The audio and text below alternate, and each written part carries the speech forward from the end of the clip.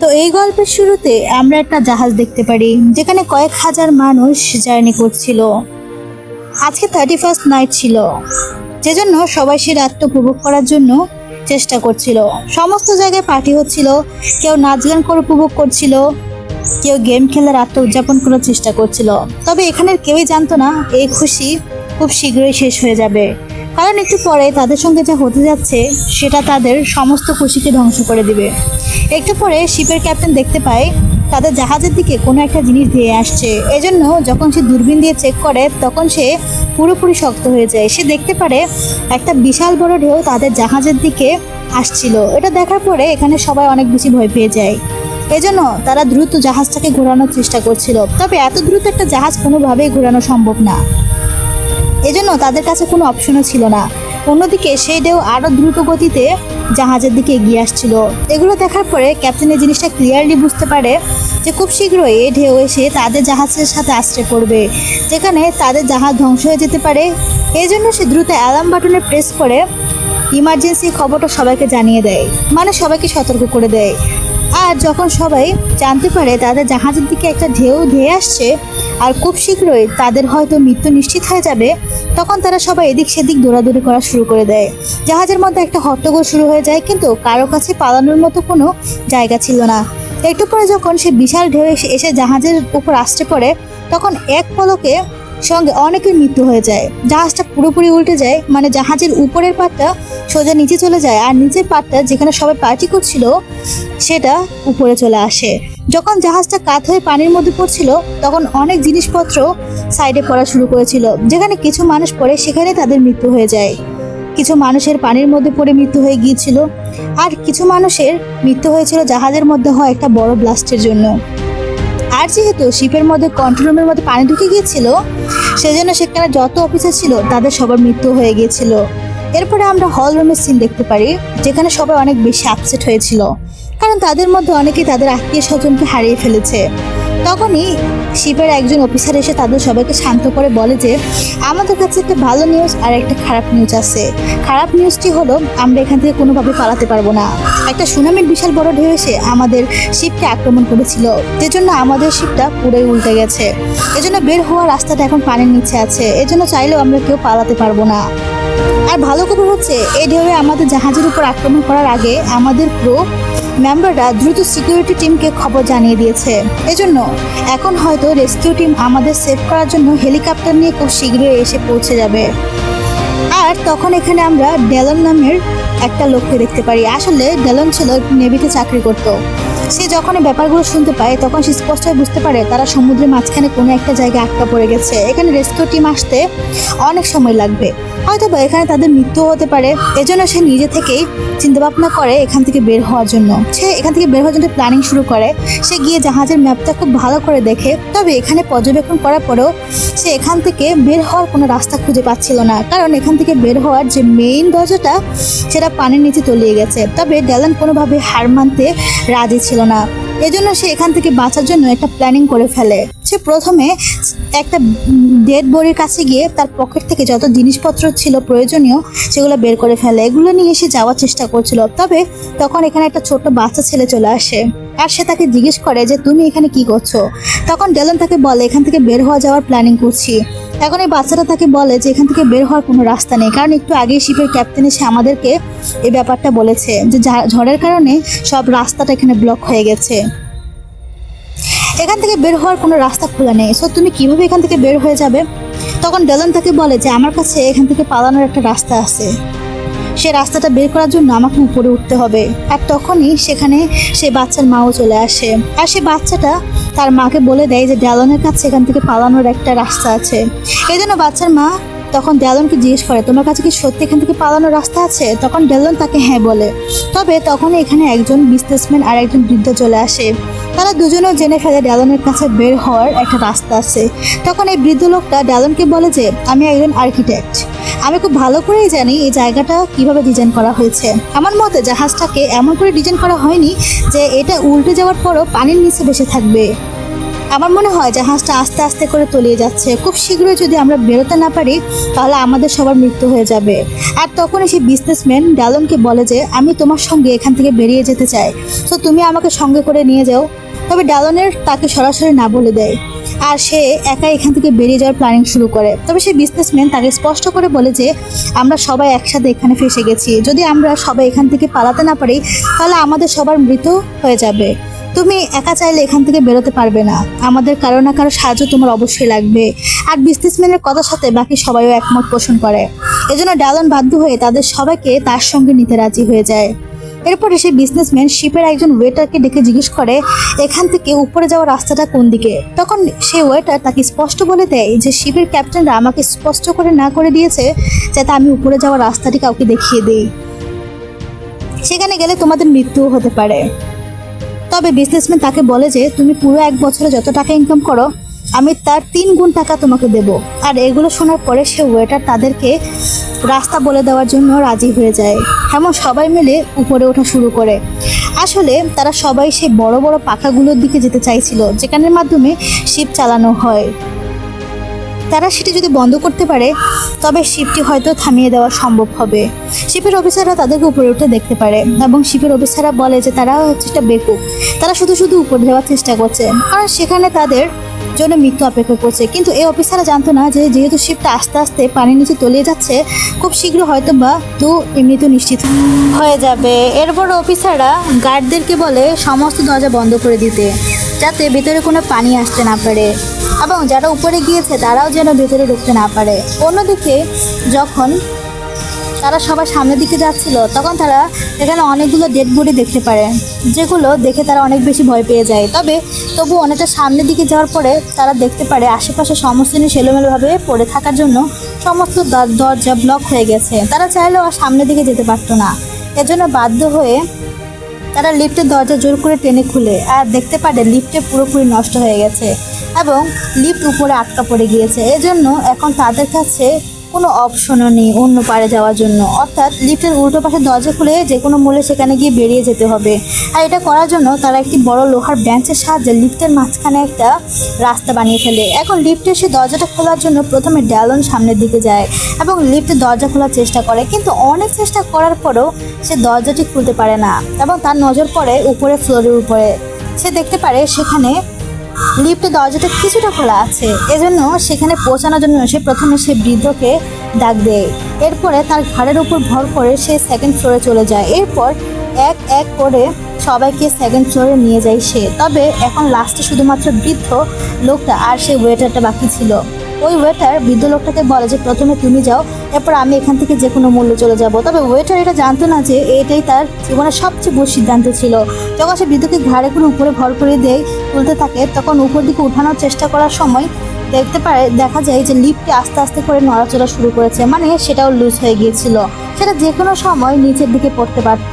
এটা দেখার পরে তারা সবাই অনেক বেশি ভয় পেয়ে যায়।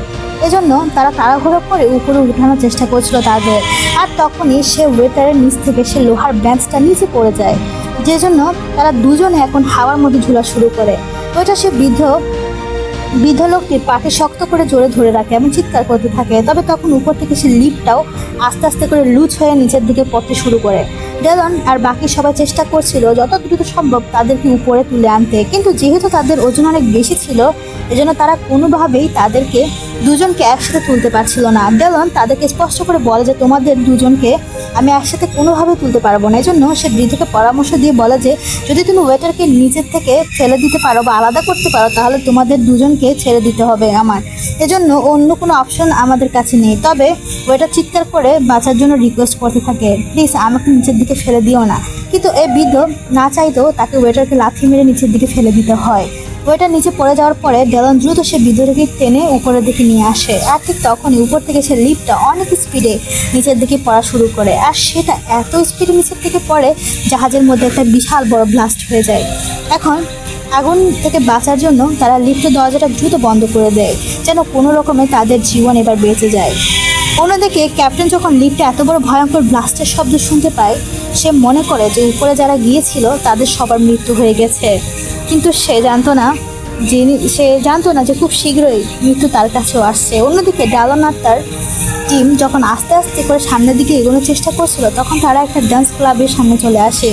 এখানে সেই বিজনেসম্যান তার মেয়েকে খুঁজে পায়, যে কিনা ডান্স ক্লাবের মধ্যে আটকা পড়ে গিয়েছিল। তাছাড়া তারা আরও 3জন মানুষকে খুঁজে পায়। তাদের এখন টোটাল মোট 8 জনের একটি টিম হয়ে গিয়েছিল। এজন্য তারা সবাই মিলে সিদ্ধান্ত নেয় যে তাদেরকে যে কোনো মূল্যে যত দ্রুত সম্ভব জাহাজের সেই পাখার জায়গায় যেতে হবে, যেগুলোর মাধ্যমে তার পাখা জাহাজ চালানো হয়, কারণ সেটা ছাড়া তাদের কাছে বের হওয়ার আর কোনো রাস্তাই নেই। তবে এখন তারা আরেকটু সামনের দিকে গিয়ে দেখতে পায় যে একটি দরজা ওপেন করার সময় দেখতে পায় যে পুরো দরজাটাই সেখান থেকে লক হয়ে গেছে এবং নিচের ফ্লোর পানিতে ভরে গিয়েছিল, মানে যাওয়ার আর কোনো ধরনের রাস্তাই বাকি নেই।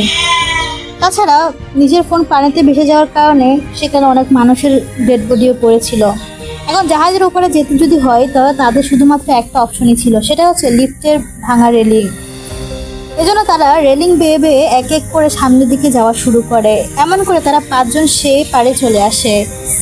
এরপর যখন ছোট বাচ্চাটার পালা ছিল, ঠিক তখনই বিজনেসম্যান ছোট বাচ্চাটিকে বলে যে আসো এখন তোমার পালা। কিন্তু তখন একটা মাতাল এসে বলে যে না, এখন আমি যাব, কারণ তোমাদের উপরে বিশ্বাস করা যায় না, তোমরা হয়তো বা আমাকে ফেলে রেখেই চলে যাবে। এটুকু বলে সে রেলিং বেয়ে যখন মাঝপথে আসে তখন তার পা পেছলে তার মদের বোতলটা নিচে পড়ে যায় এবং সে মাঝপথে দাঁড়িয়ে চিৎকার করতে শুরু করে দেয়। আর তখনই জাহাজের ইঞ্জিন উপর থেকে খুলে সোজা তার মাথার উপরে এসে পড়ে। সেজন্য লিফটের রেলিং ভেঙে দুই টুকরো হয়ে যায় আর ইঞ্জিনের নিচে চাপা পড়ে মত করে সেখানেই মৃত্যু হয়ে যায়। আর সেই ফুটো দিয়ে ইঞ্জিনটা নিচে পড়েছিল, সেখান থেকে অনেক স্পিডে তেল পড়া শুরু হয়। আর অলরেডি যেহেতু আগুন লেগেছিল সেজন্য সেখানে আরও একটি বড় ব্লাস্ট হয়ে যায়। কোনো রকমে তারা দৌড়ে নিজেদেরকে সেভ করে নেয় এবং এগুলো দেখার পর তারা সবাই বেশি আরও আতঙ্কিত হয়ে পড়ে। এখন লিফটের রেলিংটা ভেঙে গিয়েছিল, তাদের কাছে অন্য সাইডে যাওয়ার মতো আর কোনো রাস্তাই ছিল না। আর তারা সময় মতো অন্য সাইডে যেতে না পারলে তাদের হয়তো সেখানেই মরতে হবে। এজন্য তারা অনেক বেশি ভয় পেয়েছিল। তবে তখন ডেলনের মাথায় একটা আইডিয়া চলে আসে। সে একটা পাইপকে জাহাজের রেলিংয়ের সাথে বেঁধে সেটা ধরে সোজা পানির নিচে ঝাঁপ দেয় আর পানির নিচে দিয়ে সে ওপারে আসা শুরু করে। আসলে ডেলন খুব ভালো করে জানতো যেহেতু আগুন পানির উপরে লেগেছে, এজন্য পানির ভেতরে লাফ দিলে আগুন তাকে স্পর্শ করতে পারবে না। আর এমন করে সহজে সে এপারে ছাত্রে চলে আসে। আর এপারে এসে সে জাহাজের অন্য পাশের সাথে সে পাইপটাকে বেঁধে দেয়। এটার মাধ্যমে সে অন্য সাইডের মানুষদের জন্য একটা রাস্তা তৈরি করে ফেলে। আর এভাবে সে বিজনেসম্যান তার কাঁধে ছোট বাচ্চাটিকে উঠিয়ে সঙ্গে সঙ্গে পাইপ দিয়ে এপারে চলে আসে। এরপরে অন্যদিকে জাহাজের নিচে ফ্লোরে যারা ছিল তারা আশেপাশে অনেক পানির শব্দ শুনতে পায়। আসলে যেহেতু চারপাশটা পানিতে ভরে গিয়েছিল এজন্য সেই পানিগুলো গ্লাসে অনেক জোরে প্রেসার দিচ্ছিল। সেই গ্লাসের পানির প্রেসার অনেক বেশি পড়ার জন্য সেখানে ফাটল ধরতে শুরু করে যায়। আর এই ফাটল দেখার পরে সবাই অনেক বেশি ভয় পেয়ে গিয়েছিল। তারা চিৎকার চেঁচামেচি করতে শুরু করেছিল। এগুলো দেখার পর ফাইনালি সে ক্যাপ্টেন নিজের ভুলটা বুঝতে পারে। সে বুঝতে পারে যে এখানে থাকাটা তার সবচেয়ে বেশি বড় বোকামি ছিল, কিন্তু এতক্ষণে অনেকটা দেরি হয়ে গিয়েছিল। গ্লাসগুলো ভেঙে পানির মধ্যে পানির ভিতরে আসতে শুরু করে আর নিচে যত মানুষ ছিল তাদের উপর আসতে পড়ে। এমন করে নিচে সকলের মৃত্যু হয়ে যায়। নিচের ফ্লোরে সবার চিৎকার উপরে দাঁড়িয়ে তারা সবাই শুনতে পায় এবং তারা বুঝতে পারে যে তাদের উপরে আসার সিদ্ধান্তটাই সবচেয়ে বেশি বেস্ট ছিল। যদি তারা ক্যাপ্টেনের কথা শুনে এখানে রয়ে যেত তাহলে এখানে তাদের মরতে হতো, কিন্তু এখন তাদের চিন্তা করারও সময় ছিল না, কারণ পানি যেহেতু পুরো জাহাজের ভিতরে ঢুকে গিয়েছিল তাই তারা যেখানে আছে সেখানেও খুব দ্রুত পানি চলে আসতে পারে। এজন্য তারা খুব দ্রুত সেইখান থেকে বের হওয়ার চেষ্টা শুরু করে, যেখান দিয়ে তারা বের হতে পারবে সেখানে যাওয়ার জন্য। তবে এখানে যাওয়ার জন্য তারা যখন দরজা খোলার চেষ্টা করে তখন তারা একটু দরজা খোলার সঙ্গে দেখতে পারে ভিতরে পানি আসা শুরু করেছে। তারা বুঝতে পারে বাইরে পানির অনেক প্রেশার রয়ে গেছে, তাই এই রাস্তা দিয়ে বের হতে তারা পারবে না। এই জন্য তারা সবাই অনেক বেশি ভয় পেয়ে যায়, কারণ এখন তাদের কাছে অন্য কোনো রাস্তাও ছিল না। তারা চারপাশে রাস্তা খোঁজা শুরু করে আর তখনই বিজনেসম্যান একটা ভেন্টিলেশনের রাস্তা পেয়ে যায়। যেহেতু তাদের কাছে অন্য কোনো রাস্তা ছিল না এজন্য তারা সে ভেন্টিলেশনের রাস্তা দিয়েই ভিতরের দিকে যাওয়া শুরু করে। তারা ভেন্টিলেশনের রাস্তা দিয়ে একটা আলো দেখতে পায় এবং আলো দেখে তারা অনেক খুশি হয়ে যায়। কিন্তু এখানে তাদের জন্য একটি দুঃসংবাদ ছিল। ভেন্টিলেশনের পাইপের নিচের দিক দিয়ে পানির অনেক বেশি প্রেসার দিচ্ছিল, মানে যে কোনো সময় সেখান দিয়েও পানি চলে আসতে পারত।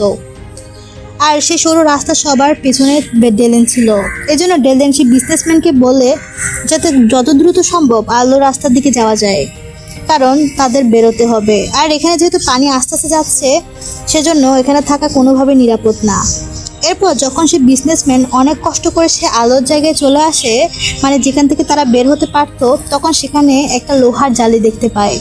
সে জালিটা খোলার অনেক চেষ্টা করে, তবে কোনোভাবে জালিটা সে খুলতে পারছিল না, কারণ এই জালিটা নাট বল্টুর সাহায্যে লাগানো ছিল। এই জন্য সে তার হাত বের করে সে এই নাট বল্টু খোলার চেষ্টা করছিল, কিন্তু জালির মুখ ছোট হওয়ার কারণে সে কোনোভাবে সে নাট বল্টুটি হাতের নাগালে পাচ্ছিল না। এই জন্য সে ছোট বাচ্চাটিকে ডাকা শুরু করে দেয়, অর্থাৎ সে বলে যে তুমি উপরে চলে আসো, তোমার হাত যেহেতু ছোট আছে তুমি হাত বের করে সেটি খুলতে পারবে। এই বাচ্চাটাকে সে উপরে এনে বাচ্চাটাকে দিয়ে সে নাট বল্টুটা খোলার চেষ্টা করে। তখন বাচ্চাটার হাত সে নাট বল্টু পর্যন্ত পৌঁছে গেলেও কোনোভাবে সে বাচ্চাটা নাট বল্টু খুলতে পারছিল না, সেটা অনেক বেশি টাইট ছিল। সেটা খুলতে হলে লোহার কোনো কিছু দরকার ছিল। এই জন্য বিজনেসম্যান সবাইকে জিজ্ঞেস করা শুরু করে তোমাদের কারো কাছে কি লোহার কিছু আছে কিনা, যেটার মাধ্যমে নাট বল্টু খোলা সম্ভব হতে পারে। তখন একটা মেয়ে তার গলা থেকে ক্রসের চিহ্নটা দিয়ে দেয়। সে বলে যে এটা দিয়ে চেষ্টা করে দেখতে পারো, হয়তো বা এটা দিয়ে কাজ হতে পারে। আর যখন বাচ্চাটা এটা দিয়ে ট্রাই করে, তখন নাট বল্টুটা আস্তে আস্তে খুলছিল, কিন্তু এখন পানি আস্তে আস্তে করে তাদের দিকে আসছিল, কারণ পানির নিচে থেকে ভাইব্রেট করে এখন উপরের দিকে চলে আসছে। এখন যেহেতু ড্যালন সবার নিচে ছিল, এজন্য পানি এতটা উপরে চলে আসে যে ড্যালনের সারা শরীর পানির নিচে ডুবে যায়, মাথা ছাড়া পুরো বডিটা তার পানির নিচে চলে গেছিল। এজন্য সবাই বাচ্চাটাকে বলছিল যত দ্রুত সম্ভব নাট বল্টু খোলার জন্য, যে কোনো সময় পানি তাদের কাছেও পৌঁছে যেতে পারে। আর যখন ড্যালনের মাথাটাও পানির মধ্যে ডুবে যাচ্ছিল, তখন সে বাচ্চাটা অনেক কষ্টে পরে ফাইনালি সে নাট বল্টুটা খুলে ফেলে। এজন্য তারা এক এক করে উপরের দিকে আসা শুরু করে দেয়, আর একেবারে শেষ মুহূর্তে ড্যালনের জীবনটি সেভ হয়ে যায়। এখন তারা শিপের সেই পাখা খোলার খুব কাছাকাছি চলে এসেছে, শুধুমাত্র তাদেরকে দুটো ফ্লোর উপরে উঠতে হতো, যার জন্য আশেপাশের সমস্ত রাস্তাগুলো চেক করা শুরু করে তারা। এজন্য তারা একটা দরজাও পেয়ে যায়, কিন্তু এই দরজাটা অন্য সাইডে বন্ধ ছিল। এজন্য কোনো অপশন না পেয়ে তারা ফাইনালি একটা টাঙ্কির ঢাকনা খুলে ফেলে, আর সেই ঢাকনার মাধ্যমে তারা টাঙ্কির উপরে উঠে। এবার এটার ভেতরে আসার পরে দেখতে পারে একটা জাহাজের স্টেবিলাইজার ছিল, যেটা চারপাশ থেকে পুরোপুরি সিল করা। এখানে একটা ঢাকনা থাকলেও সেটা অনেক শক্ত করে লাগানো ছিল, মানে এটা তাদের পক্ষে খোলা কোনোভাবেই ক্ষতি সম্ভব না।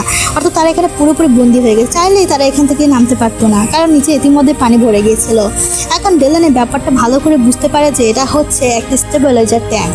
এজন্য সে সবাইকে বুঝিয়ে বলে যে ট্যাঙ্কটা বানানো হয়েছে মূলত জাহাজকে স্টেবল করার জন্য। যখন ট্যাঙ্কটা পানিতে পুরোপুরি ভরে যায়, তখন এই মুখটা নিজে থেকেই খুলে যায়, আর যে পানিগুলো এখানে বাড়তি জমা হয় সেগুলোকে অন্য ট্যাঙ্কে ছুঁড়ে মারে। এমন জাহাজের সিস্টেমে কাজ করে। এখন যদি আমাদেরকে বাঁচতে হয়, তাহলে আমাদেরকে পাইপটার সাহায্যে পুরো ট্যাঙ্কটাকে ভরতে হবে।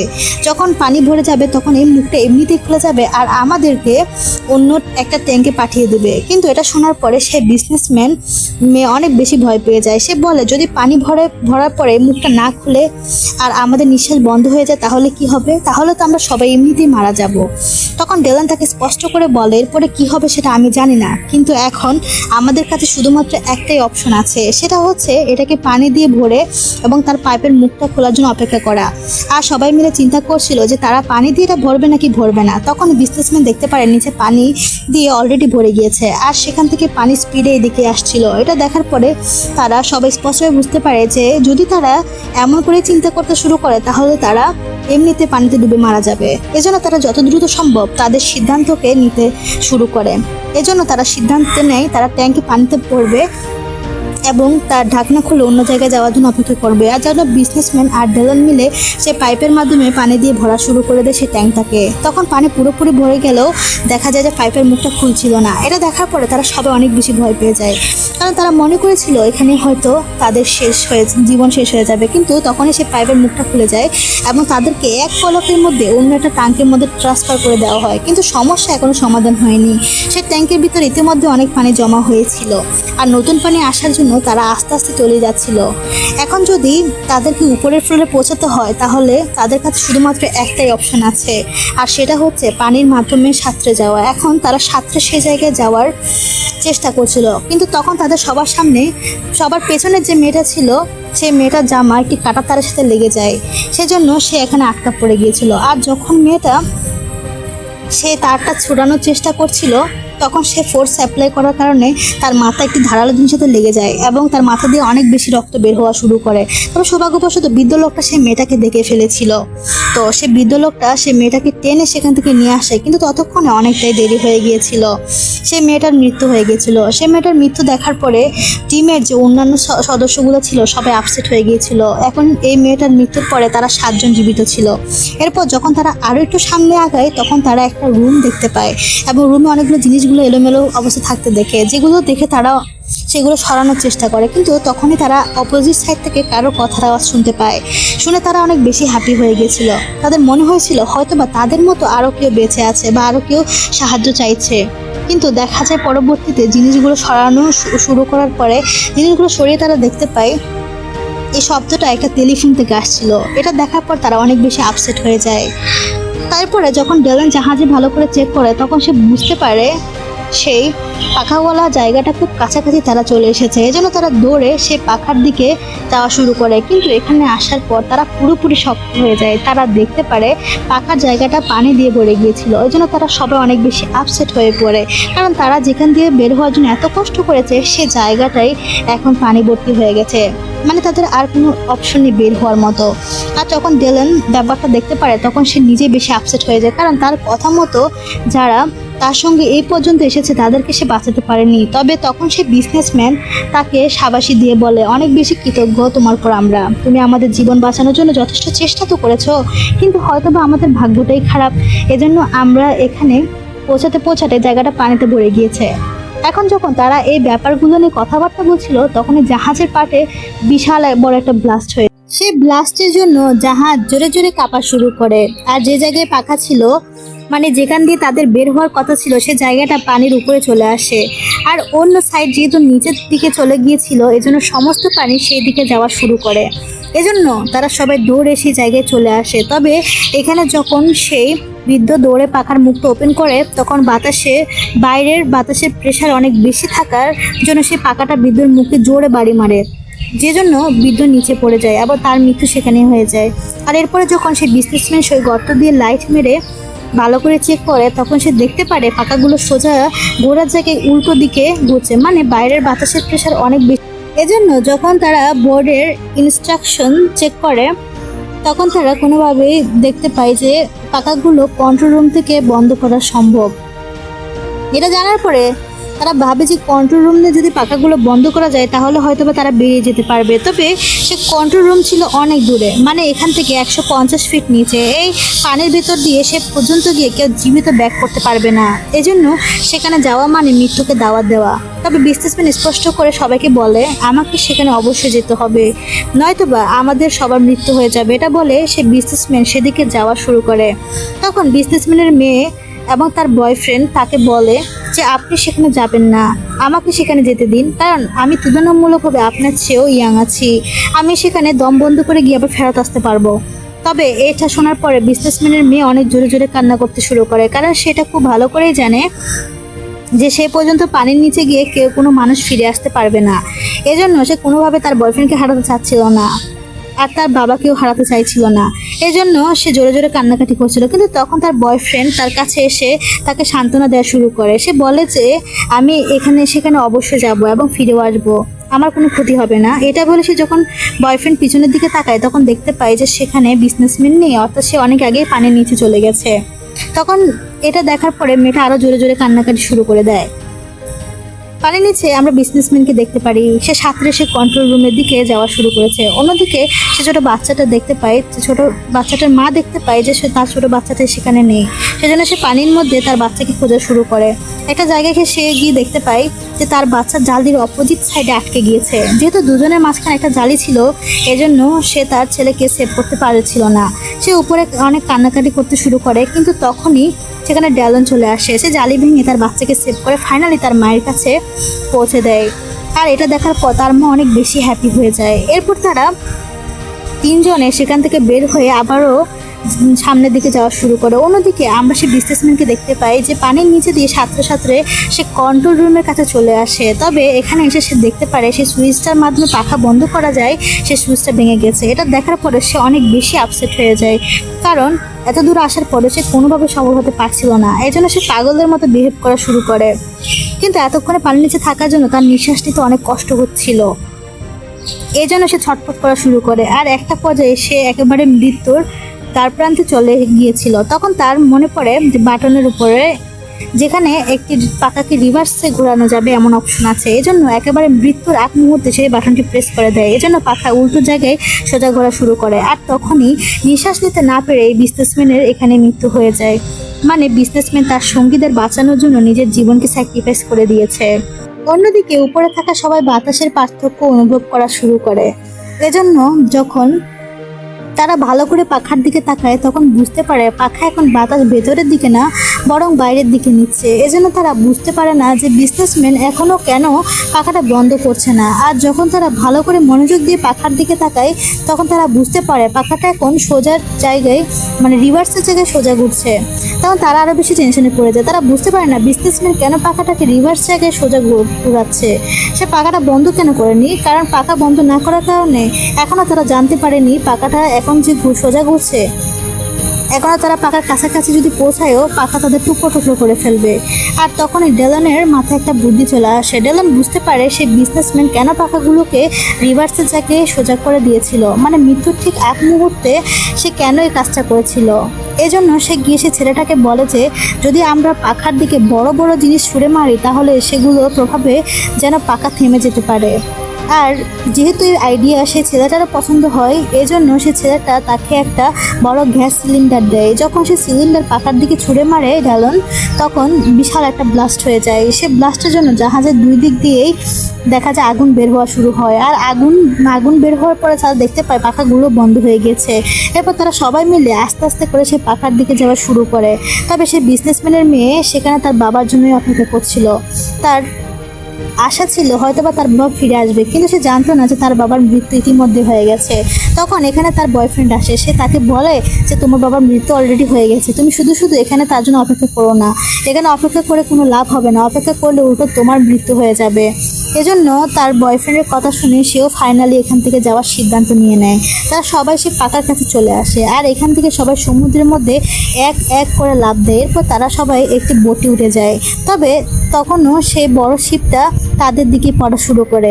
এটা দেখার পরে তারা অনেক বেশি ভয় পেয়ে যায়। এজন্য তারা দ্রুত বোটটাকে বইটার সাহায্যে দূরে নেওয়ার চেষ্টা করে। একটু পরে তারা শিপ থেকে অনেকটা দূরে চলে আসে। আর ফাইনালি তাদের চোখের সামনে সেই বড় শিপটা উল্টে যায় এবং সমুদ্রের নিচে চলে যেতে থাকে। আর তখনই হেলিকপ্টার শব্দ শুনতে পারে তারা। এই জন্য তারা জোরে জোরে চিৎকার চেঁচামেচি শুরু করে।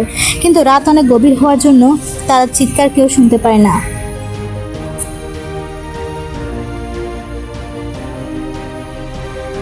তখনই দেখা যায় ডেলন একটি ফ্লেয়ার গান দিয়ে শ্যুট করে এবং সেই ফ্লেয়ার গানের আলোতে হেলিকপ্টার খুব সহজে তাদের দেখে ফেলে। এভাবে তারা তাদের জীবন সেভ করে। আর এমন একটি ইন্টারেস্টিং মুভি এখানেই শেষ হয়ে যায়। তো কেমন লাগলো সবাই অবশ্যই জানাবেন আর আমার পাশে থাকবেন। ধন্যবাদ সবাইকে।